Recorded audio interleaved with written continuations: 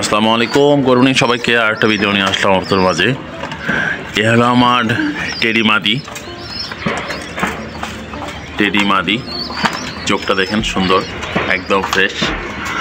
আর এটা হলো আমার সবুজ গোলা একটা নর, অনেকটা ফ্যাট পাখির ক্রস আর কি ফ্যাট। তো এই জোড়ার বাচ্চা দুটা বাচ্চা বেরিয়েছে সিঙ্গেল, এবারও একটা ডিম পারছে। জানি না কি জন্য মা দিয়ে যে একটা ডিম পারছে, মাত্র একটা। তো ডিমটাও হয়তো চালিয়ে দিতে হবে অন্য কবুতরের নিচে। তো দেখি হয়তো বা অন্য কোনো সমস্যা থাকতে পারে, শিওর না।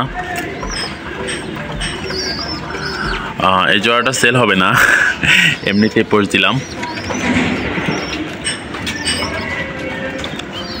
আর আমার এই পাশে জ্যাকোবিন আছে, এই জোড়া রানিং জোড়া। জ্যাকোবিন জোড়াটা বিক্রি হবে, যদি কারো দরকার হয় বলবেন। পাখা এবং লেঞ্জা কাটা আছে, পশম কাটা আছে মল্টিংয়ের জন্য, মেডিসিনের জন্য।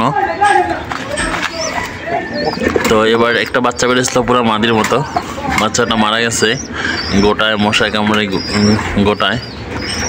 তো ওরে বাঁচাইতে পারি নাই। তো ওদের এবারে যে ডিম আছে এই ডিমটা আমার লক্ষার নিচে দেওয়া। লক্ষা মাদিটা আসলে পাঞ্জা, বাট লক্ষার নিচে ডিম দেওয়া আছে। এই যে ডিম দুইটাই জমছে, বাচ্চা ফুটে, আশা করি দুইটাই বাচ্চা ফুটবে।